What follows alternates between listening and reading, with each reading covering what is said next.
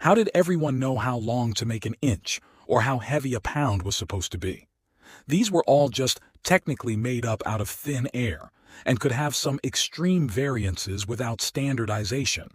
For example, an inch was measured by the width of a man's thumb or grains of barley placed end to end. This worked fine for imprecise measurements, but we needed more accuracy. To ensure everyone was following the same ruler, there would be inspectors who traveled from city to city with a master ruler. They would manually calibrate the locals' measuring devices with their own.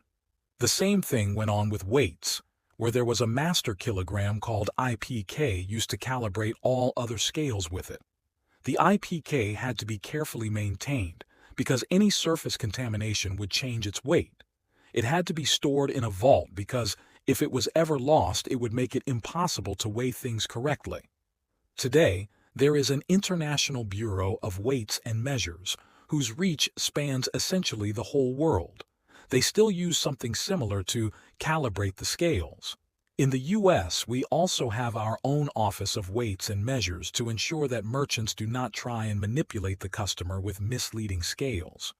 It is much easier today to cross-check things like measurements, and most people have faith in the scales and tape measures they buy, although variances do still happen.